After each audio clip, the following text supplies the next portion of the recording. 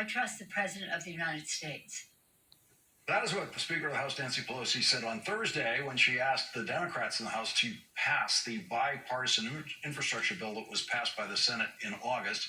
That is what President Biden wanted the Democrats in the House to do on Thursday, pass the bipartisan infrastructure bill and give the Democrats a big legislative win. But the Progressive Caucus in the House refused to do that. The Progressive Caucus wanted proof that all 50 Democrats in the Senate would support the reconciliation bill before the House progressives would be willing to vote for the infrastructure bill that the Senate already passed.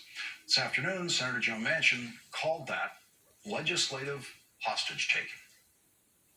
I've worked in good faith for 3 months, for the past 3 months, with President Biden, Leader Schumer, Speaker Pelosi, and my colleagues on the reconciliation bill, and I will continue to do so.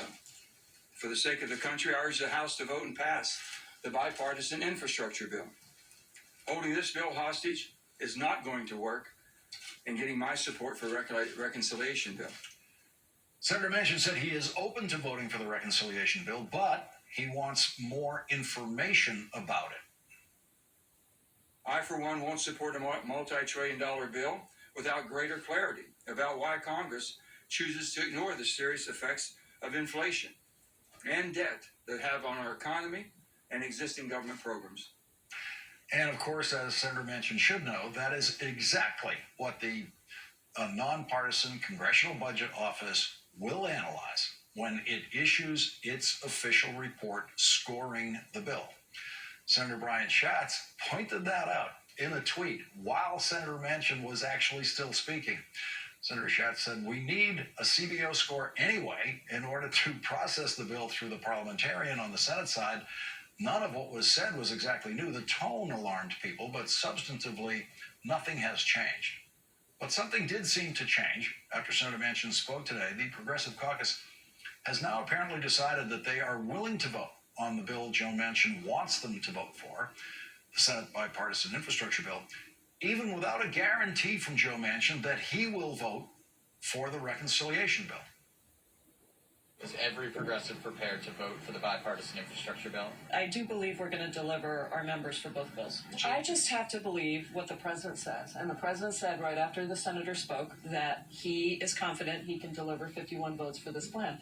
I am going to trust the president. Our members are going to trust the president. Joining us now is Democratic Congressman Ro Khanna of California. He's a member of the Congressional Progressive Caucus. Representative Khanna, thank you very much for joining us tonight. So Nancy Pelosi said, "I trust the president" on Thursday, and she trusted him so much on Thursday, she was ready to have a vote on the bipartisan infrastructure bill.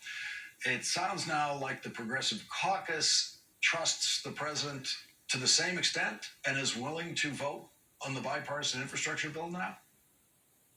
We do. We are. Here's why we didn't vote on Thursday. We wanted to vote on both bills, on the bipartisan bill and on the Build Back Better bill. And the reason, Lawrence, is we had no say on the bipartisan bill. We wanted some of the climate provisions. A lot of progress was made this weekend. We had a number of calls with progressives. And actually, at the end of the weekend, before Senator Manchin's statement, we came to a sense that we wanted both bills voted on this week, and we're going to do that. Well, but, you can't, as you know, you can't really vote on the reconciliation bill until CBO has scored it. There's no point really in voting for it because it wouldn't be a proper legislative vehicle in the Senate without that CBO score. So what Manchin was saying, as kind of threatening as it sounded, was actually describing what the Senate procedure is. Correct, but let's see when they pull it for a vote. Let's see when the CBO score comes. I know they're trying to expedite it. Maybe we vote by the end of the week. I think the point is that we will have both votes together in terms of sequentially in the House, as I understand it.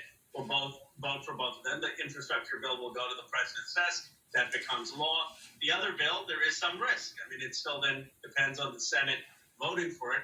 I am confident that this president will prevail and that we will get universal child care. We will get the biggest climate. We will get universal preschool.